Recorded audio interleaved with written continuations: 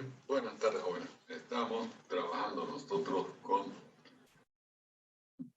pasar al siguiente tema con el siguiente problema.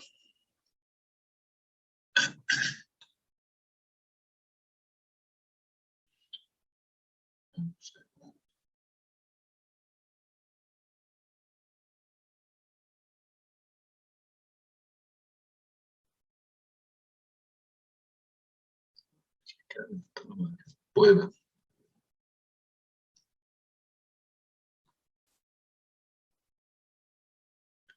Bien, este era el problema, ¿no? La matriz de tensiones, lo que tenemos acá, en MPA, y habíamos encontrado ya las tensiones principales y sus direcciones. En este caso se plantearon tensiones principales repetidas y vimos cómo se calculaban las direcciones principales para esas tensiones repetidas. Luego planteamos un plano de corte que hace acá un ángulo de 30 grados con el eje vertical y este plano es paralelo a Z, de modo que es más conveniente girar el sistema y visualizarlo desde Z. Entonces acá está ese gráfico donde está el tema XY, la pizarra XY, y resulta que ahí se ve claramente el plano como una línea que hace un ángulo de inclinación acá de 30 grados con el eje vertical Y, que se repite como la inclinación de la dirección N que queremos que determina ese plano, ¿no? Entonces las componentes de N son en X coseno de 30 grados positiva, en Y seno de 30 grados positiva y en Z 0. Es 0 porque el plano es paralelo al eje Z, de modo que N es perpendicular a Z. Bien. Lo primero que queremos, el plano de corte lo hemos hecho para evaluar allí la tensión cortante y la tensión normal. La tensión normal sabemos que es igual a N transpuesta por TDN. Y TDN era igual a T por N. Entonces vamos a ir haciendo esos cálculos acá. A continuación, yo voy a tener mi N, para ver si no estoy repitiendo. Bueno, vamos a poner NN acá en la dirección, porque hay una N que yo utilicé antes en el programa. Esta es mi dirección N del plano. N es el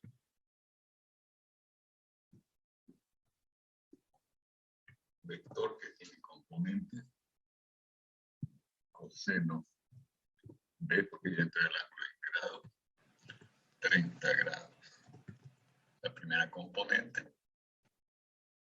La segunda componente es el seno, que en inglés es sin, de 30 grados. Como estoy entrando el ángulo en grado, coloco una D al final de la función trigonométrica. Y en Z la componente es 0. Y esa es la dirección N. Como ya tenemos acá arriba la matriz de tensiones, entonces ahora para la fuerza superficial Tn, se multiplica simplemente T por N. Una vez calculado la fuerza superficial, podemos evaluar la tensión normal, sigma N, como el producto de N transpuesto por TdN. Por Tn. Bien, esto es lo que estamos viendo acá. Sigma N, N transpuesto por TdN, ¿no? Y luego tau, lo podríamos calcular aquí. Vamos a borrar esta partecita. Lo podríamos calcular a tau como vector primero. Entonces tau como vector lo vamos a escribir así. Tau como vector sería igual a, un segundo, tau como vector sería la diferencia entre T de n con sigma n por n.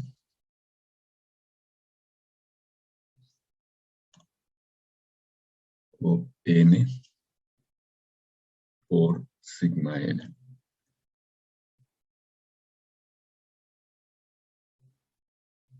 Bien. Y entonces el valor de tau es el tamaño de este vector, ¿no? La magnitud o módulo de ese vector tau es igual a alto vector. Saquemos el tamaño.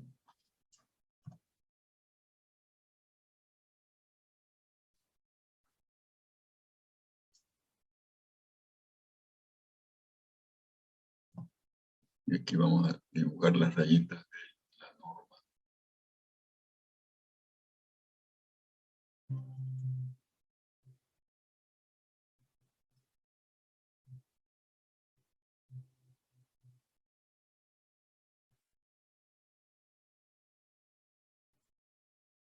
Entonces, aquí está el tamaño de ese vector, ¿no? Entonces vamos a hacer estos cálculos. Entonces tenemos sigma n acá. De modo que tau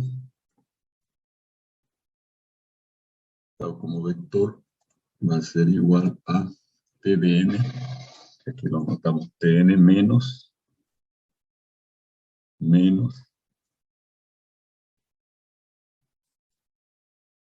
Sn, la tensión normal, por n. Y entonces el tamaño de ese vector lo podemos calcular como la raíz cuadrada, sería tau simplemente, el tamaño del vector tau b, sería igual a la raíz cuadrada del vector escalarmente por sí mismo, tau b traspuesto, entonces para colocarlo como fila, tau b traspuesto por tau b. Bien, estamos listos para calcular todos esos valores.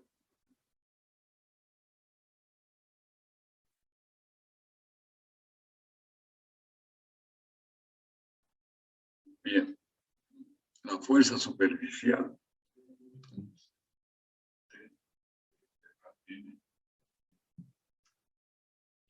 NN, NN, cambiamos, y también NN, NN, ahora sí. Entonces, la fuerza superficial son estos valores, ¿no? Primera componente 3.8301, segunda componente 1.6304, el más largo muestra redondeado al cuarto decimal, y menos 1.3660. Entonces vamos a escribir eso acá. La fuerza superficial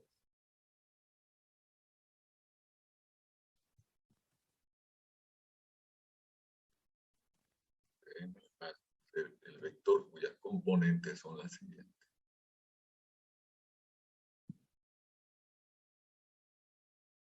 Primera componente 3.8301. Segunda componente 1.6304. Tercera componente menos 1.3660.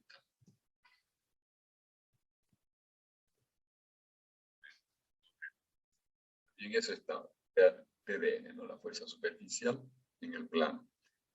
Luego, sigma n. Vamos a colocar acá sigma n. sigma n va a ser igual. Vamos al MATLAB. Sigma n tiene el valor de 4.1340 megapascales.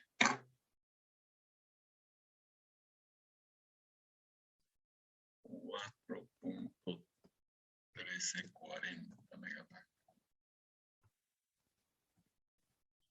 Y finalmente, la tensión sobre el plano va a ser igual a, veámoslo acá, 1.4547.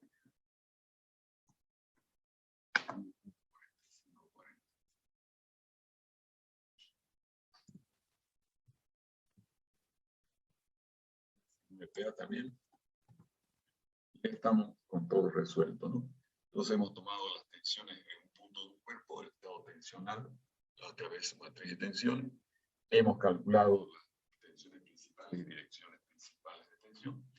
Y luego hemos tomado un plano diferente de los planos cartesianos. Y es un plano inclinado en el mismo punto donde están estas tensiones, definido por esta dirección n, que tiene como componentes coseno de 30 grados, seno de 30 grados y 0, ¿no? Y allí hemos evaluado entonces la fuerza superficial primero, luego la tensión normal y la tensión constante. Bien, hasta aquí no sé si a alguien le queda alguna duda, alguien que quisiera aclarar algo sobre el desarrollo. Bien, no hay problema.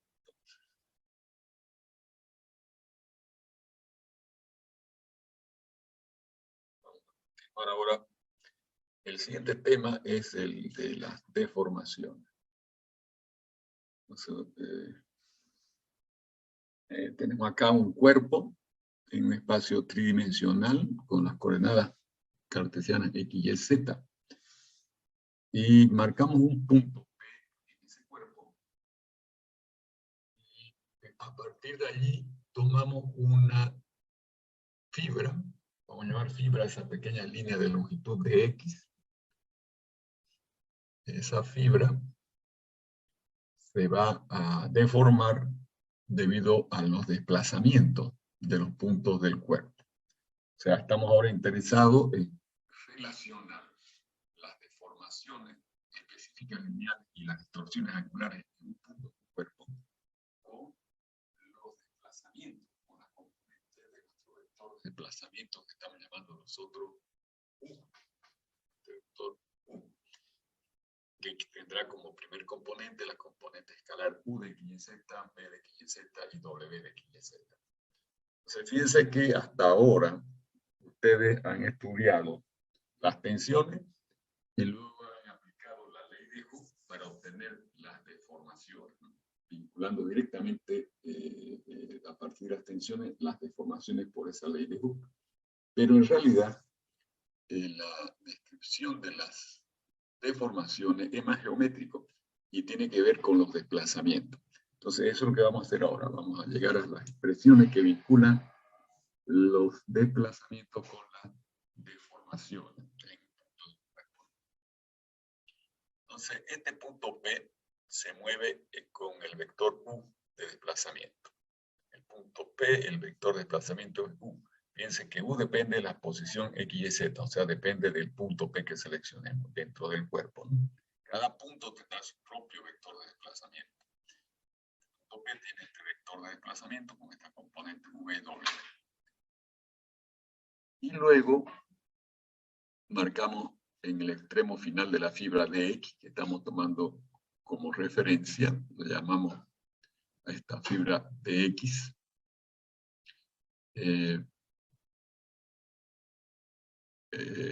Este punto Q en el extremo de la fibra, como cambió, fíjense, cambió las coordenadas del punto P al punto Q porque se separaron por de X que tiene componentes de X, de Y, de Z en nuestro sistema de referencia. entonces el vector de desplazamiento que era U en el punto P pasa a ser a U más un incremento que lo llamamos diferencial U en el punto Q. Entonces en el punto Q el desplazamiento ahora es U más diferencial U. Y la fibra queda acá en la situación final de X asterisco. Acá marcada, o esta línea lila. Ahora, se puede hacer un seguimiento a cómo llegó la fibra a esa posición. Fíjense, primero podemos tomar en Q el mismo valor de desplazamiento que en P. U. Tanto P como Q aquí se están moviendo el valor U y por lo tanto la fibra primero se traslada. Ese valor de U se trasladó y obviamente no cambió de longitud ni se inclinó. Entonces no hay ninguna deformación en la traslación. Entonces llegamos aquí con esta fibra con misma longitud de X. Y luego hay que sumarle a U el diferencial U para llegar a la fibra en lila, ¿no? Entonces aquí está el diferencial U que toma la cabeza del vector de X y lo lleva a coincidir con la cabeza del vector de X asterisco, ¿no? Y ahí sí se deforma la fibra, va a cambiar probablemente su longitud. En el gráfico se ve que se alarga y además gira la fibra, tiene un giro, se inclina. Entonces, vemos acá que la responsabilidad de nuestra deformación recae no en los propios desplazamientos, sino en los desplazamientos relativos de los dos extremos de esta fibra infinitesimal, que es el diferencial de U. El diferencial de desplazamiento es el responsable, entonces, para que exista deformación. Entonces vamos a tomar el diferencial de esta función vectorial, porque los desplazamientos son vectores que tienen tres componentes escalares. Desplazamiento en XU, desplazamiento en YB y desplazamiento en ZW. Entonces tomamos el diferencial de U. El diferencial de U va a ser el diferencial de la componente U, seguida del diferencial de la componente B, seguida del diferencial de la componente W. Todos diferenciales totales, ¿no? Entonces aquí están los diferenciales totales para cada componente. Primera es derivada de U respecto a X por dx, más derivada de U respecto a Y por dy, más derivada de U respecto a Z de Z, análoga expresión para B y análoga expresión para W. Pues ahí está el diferencial U, que se puede organizar en un producto de una matriz que guarda solamente las derivadas. En la primera fila las derivadas de U respecto a X y Z, en la segunda fila las derivadas de B respecto a X y Z, y en la tercera fila las derivadas de W respecto a X, Y y Z, ¿no? Multiplicando esa matriz a de X, de Y y de Z, que es el vector de X, la fibra que estamos analizando.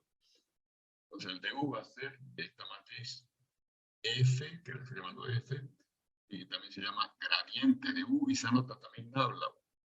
Entonces el de U es F, es el gradiente por la fibra de X, el vector que marca la fibra de X. Ahora, ese gradiente, y aquí uso ya la notación nabla U, esta matriz, que la estoy llamando nabla U, que guarda esa derivada de la componente de desplazamiento, como es 3 por 3, una matriz cuadrada. Se la puede componer una parte simétrica y una parte antisimétrica. La parte simétrica sería un medio del gradiente de U más su traspuesto. La parte antisimétrica es un medio del gradiente menos su traspuesto. Entonces vemos nosotros que si llevamos estas expresiones de la parte simétrica del gradiente y la parte antisimétrica y la sumamos, nos da el gradiente de esta es una identidad que vale para cualquier matriz cuadrada. Bien, vale entonces para nuestro gradiente de una matriz 3 por 3. Bien. Ahora veamos cuáles son las partes simétricas y antisimétricas, ¿no? La parte simétrica es un medio, tengo que sumar, multiplicar por un medio la suma del gradiente de U con su traspuesto. Entonces queda toda esta expresión para la parte simétrica. ¿Y cómo sería la parte antisimétrica? La parte antisimétrica, bueno, siempre una matriz antisimétrica tiene en la diagonal puro cero, ¿no? Y acá está, ¿no? La parte ansimétrica es 1/2 del gradiente de U menos su traspuesta, ¿no? Siempre las matrices simétricas tienen ceros en la diagonal porque, por definición, vamos a aclarar las definiciones acá, las matrices simétricas, si tengo una matriz A, digamos, con un coeficiente A sub I J, A sub I, segundo, A sub I J, ¿no? Coeficiente de la matriz A, decimos que es simétrica si se cumple que A sub Ji, el coeficiente en la fila J, columna I, es igual al coeficiente en la fila I, columna J. ¿Cierto? Eso equivale a afirmar que los elementos equidistantes de la diagonal principal de la matriz son iguales. Y cuando J es igual a I, no hay ningún problema, porque A sub II va a ser idéntico a A sub II.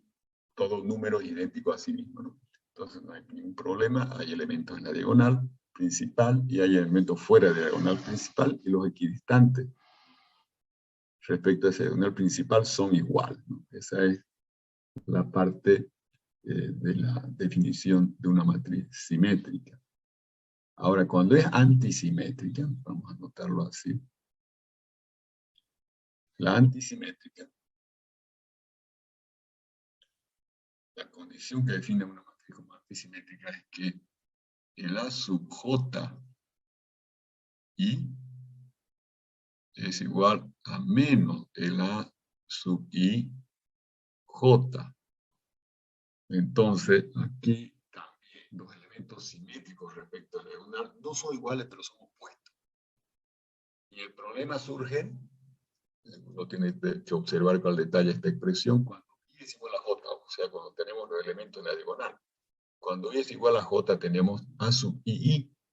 A sub II igual a menos A sub II. O sea, todos los elementos de la diagonal deberían ser iguales a su opuesto. Pero resulta que los números que son iguales a su opuesto son solo uno en realidad, es el cero, ¿no? El único que es igual a su opuesto es el cero. Por eso es que la matriz antisimétrica está rellenada con cero en la diagonal principal. Entonces, ceros en la diagonal principal. Esta es la parte antisimétrica. Entonces ahora vamos a investigar. Ahora sabemos que el gradiente es responsable por la deformación, pero como lo hemos descompuesto en la parte simétrica y en la parte antisimétrica, entonces vamos a investigar cuál de estos dos es responsable por la deformación, la parte simétrica o la parte antisimétrica. Entonces, para visualizar mejor los dibujos, nos vamos a un movimiento en el plano XY. Entonces, nuestros vectores solo tienen dos componentes. Y tomamos las fibras coincidentes con los vectores unitarios E1 y E2 en las direcciones X y Y. Entonces las componentes de estos vectores unitarios son 1, 0 para el E1 y 0, 1 para el E2, ¿no? En el plano. Estamos asumiendo un movimiento en el plano XY. Las componentes de desplazamiento también son dos U y B, no hay componente de desplazamiento en Z. Entonces, se reduce la expresión. Analicemos primero la parte antisimétrica. Entonces, ahora la matriz se reduce a 2 por 2, eliminando las nulas y columnas nulas que quedan, debido a que la componente W de desplazamiento es igual a 0. Nos queda esta matriz 2 por 2 como la parte antisimétrica. Y entonces vamos a aplicar sobre cada una de estas fibras, E1 y luego sobre E2, esta matriz. Entonces, primero vamos a aplicarla sobre E1. Entonces, se trata de multiplicar el gradiente antisimétrico por el vector E1. Esta matriz por este vector E1. Entonces, 0 por 1, 0 más un medio de aquello por 0, 0. La primera componente es 0. La segunda componente es la segunda fila por la columna, ¿no? Menos un medio por la derivada de U respecto a M, derivada de respecto a X. Por 1 da este valor, ¿no? Más 0 por 0 da 0, queda este valor solamente. Ahí está. Estas son las dos componentes de nuestro DU aplicado a la fibra de E1 con la parte antisimétrica. Entonces, ¿cómo lo marcamos acá? Este es el vector E1, fíjense.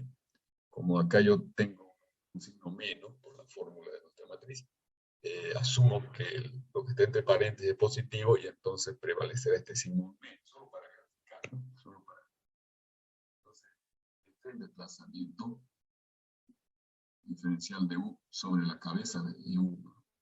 Y entonces E1 gira, pero no se deforma, porque el movimiento diferencial de U es perpendicular a la dirección E1. Entonces, como las rotaciones son pequeñas, ese movimiento perpendicular es rotación pura de cuerpo rígido. No gira, no se alarga ni se acorta. Luego aplicamos esta matriz a la otra fibra de componente 0,1, a la fibra E2, ¿no? Entonces, la primera fila por la columna da 0 por 0, 0 más 1 medio por 1, queda el 1 medio, ¿no? Aquí está 1 medio de derivado respecto a Y menos derivado de B respecto a X. Y la segunda fila por la columna da 0 más 0, 0. Entonces, este otro vector de U tiene componente solamente en X. Y estamos tomando la cabeza de E2. En la cabeza de E2. Y se trata, en ambos casos, de la misma magnitud. No solo tienen signos contrarios, pero de la misma magnitud. O sea, los vectorcitos estos de U son del mismo tamaño. Entonces, el de U giró la fibra solamente sin deformarse. Entonces, lo que sucede es que nuestro elemento ha girado como cuerpo rígido debido a la parte antisimétrica. La parte antisimétrica no introduce en la teoría lineal de elasticidad, no introduce ninguna deformación. Solamente introduce ahí rotación de cuerpo rígido.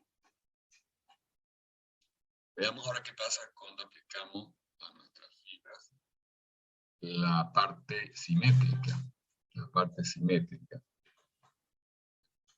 Entonces, veamos, la parte simétrica es esta, ya está más llena la parte simétrica, y vamos a multiplicar por la fibra 1 primero, por la fibra que está en la dirección X. Entonces vamos a tener un DU acá, que ahora aparece con las dos componentes llenas, las dos componentes.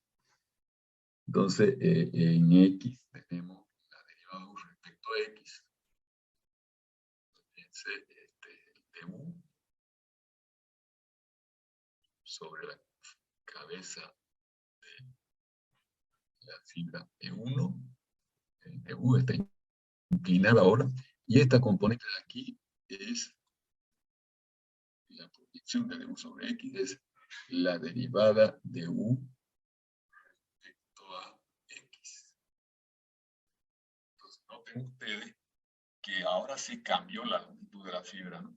El incremento de longitud de la fibra, que la estamos midiendo sobre su proyección, sobre su ubicación original, así es la teoría de elasticidad lineal. El ángulo de rotación es muy pequeño y se deprecia. Entonces se considera la deformación sobre la posición original de la fibra.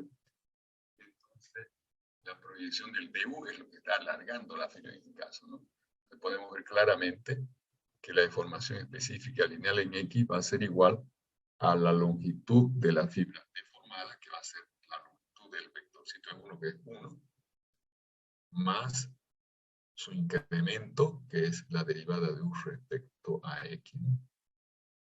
La derivada de U respecto a X. Esa sería la longitud final de la fibra, menos la longitud inicial, que es 1, la de la fibra E1, sobre la longitud inicial, que es 1, ¿no?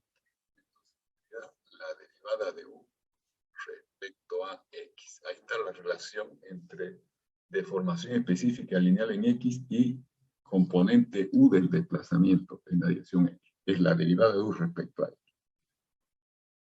Bien.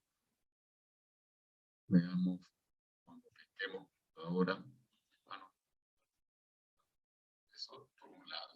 Por otro lado, hay una rotación de la fibra también. Por otro lado, tenemos esta rotación. Bien, esa rotación es un ángulo cuya tangente es igual al propio ángulo. Podemos llamarlo alfa ese ángulo. Entonces alfa, que sea igual a su tangente por la rotación y la teoría lineal de elasticidad, va a ser igual al cateto opuesto, que va a ser la componente del du en la dirección vertical. Un segundito, vamos a verlo. Este vector aquí está. En la dirección y es un medio de derivada u respecto a y más derivada b respecto a x. Entonces,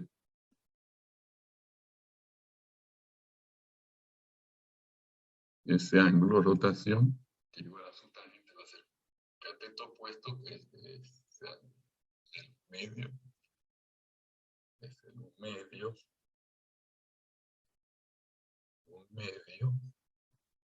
de la derivada de u respecto a y más la derivada de b respecto a x. Entonces, el efecto que produce el gradiente asimétrico, más bien, al aplicársele a la fibra E1, es un cambio de longitud que va a ser igual entonces a la derivada de u respecto a x, y que viene a ser la deformación específica lineal, y una rotación alfa, la estamos llamando alfa, que es un medio de derivada de u respecto a y más derivada de u respecto a x. Entonces vamos a ver ahora qué pasa cuando le aplicamos esa matriz simétrica a E2. Entonces le aplicamos a la fibra E2, nos queda este resultado. Ahora la componente 1 medio de la derivada u respecto a y más la derivada de b respecto a x está en la dirección x. Y en la dirección y tenemos la derivada de b respecto a y. Entonces aquí tenemos la proyección sobre la fibra. Es entonces la componente segunda y y es la derivada de b respecto a y. Y es lo que cambia la longitud de la fibra, ¿no? Entonces, obviamente, la deformación específica lineal en y es la derivada de la componente de desplazamiento en y respecto a su coordenada y. Bien, ahora,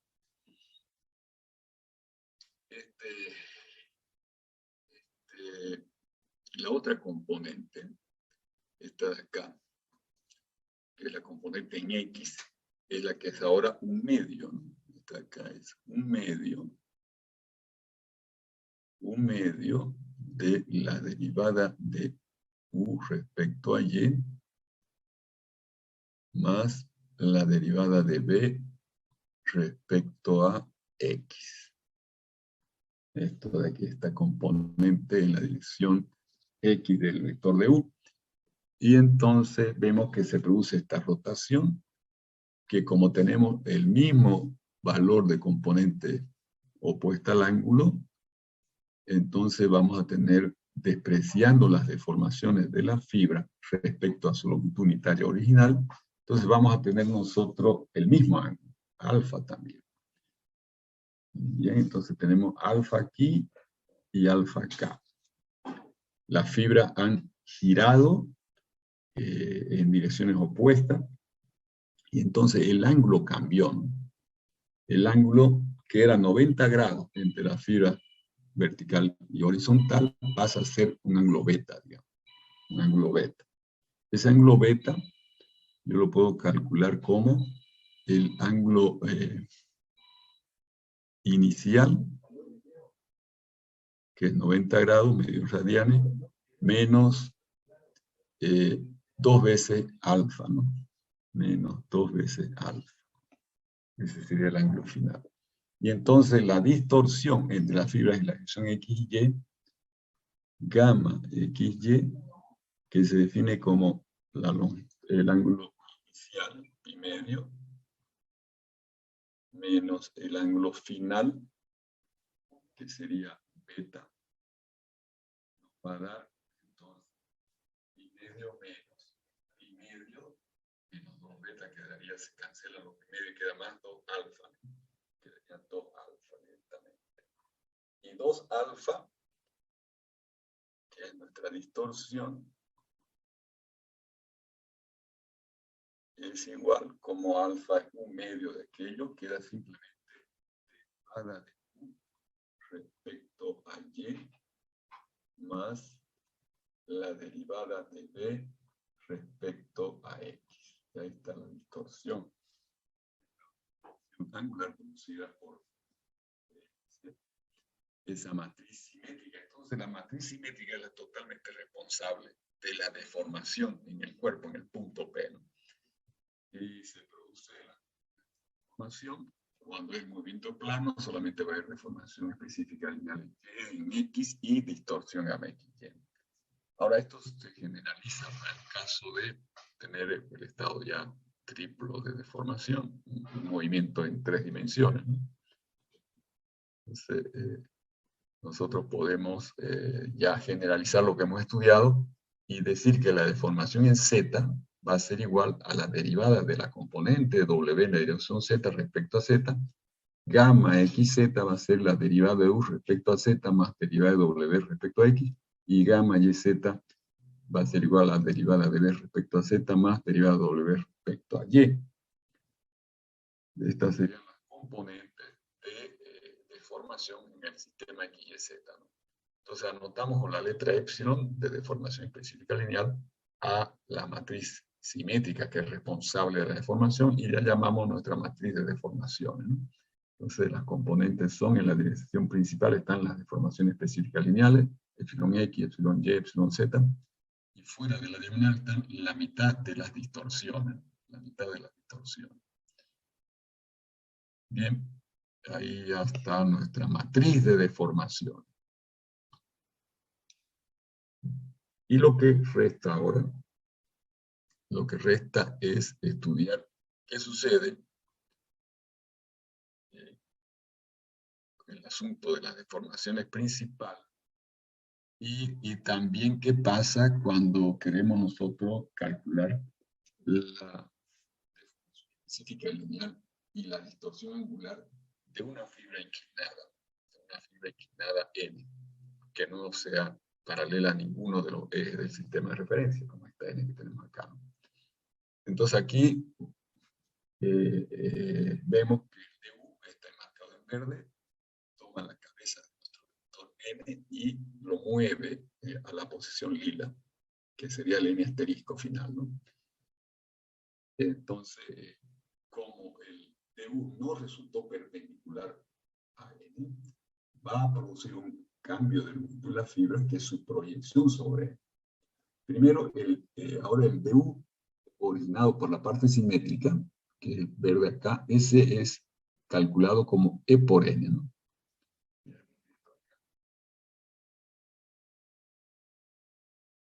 Esta matriz se multiplica por N y nos da el DU simétrico. Cada vez que multiplicamos la matriz simétrica por cada fibra, nos da el DU en esa dirección. Entonces aquí es eso. Este DU simétrico juega el mismo rol que la fuerza superficial en el caso de las tensiones. Y se obtiene multiplicando la matriz de deformaciones ahora por la fibra N. Y su proyección sobre N, que sería N transpuesta por el DU simétrico, viene a ser